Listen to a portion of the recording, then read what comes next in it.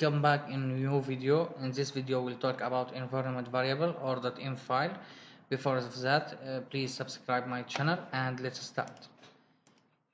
To work with .env file, if we have .env file, let's delete it at the first time.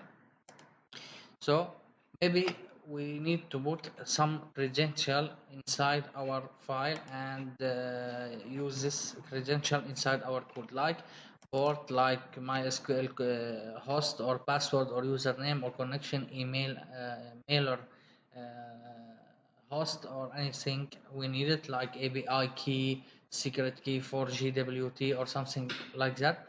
So we need to use inside the file because we don't need to use it as a hard code.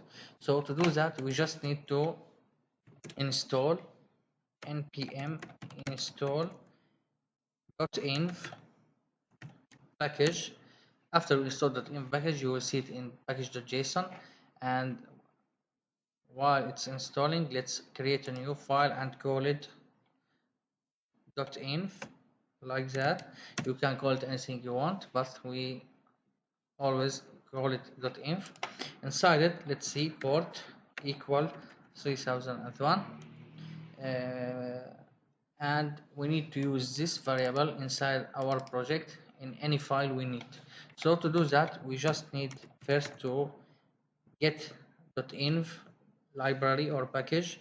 Let's say .env equal require and the .env library or package. After that we need to put .env.config, and just like that. If you have named this file anything else .env, you should give object here, and inside this object you should put pass attribute and give the route to this file. Okay, but we have called the file .env, so no need to define the path for the file. After that we have here hard-coded 3001, and we have our port the same value, so we can use like this. We can use const port equal process .env dot and our variable called port, and here we can use port, and here to put this we can put backticks and hit server is running on port, and to put value inside string we put $sign and two brackets, and then hit port. What is port? Port is the port value from .env file, and what is it? Let's say it's 3009. Now let's start our application to see.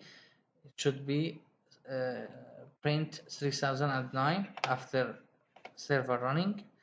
See, it's 3009.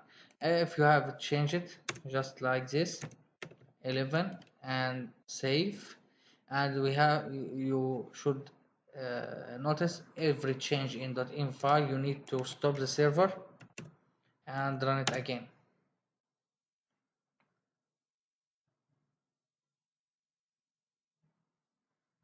So it's now 3011, like what have we write inside .env file. So this video was about talking about environment variable, how to use it, and it's not just for port. As we say, you can make MySQL host, something like that. Let's say localhost, and you can put MySQL password equal your password and other thing, and you can use this variable inside project just by typing process.env and the variable name like MySQL host or something like that. I hope this video was useful, and please subscribe my channel and see you in the next video.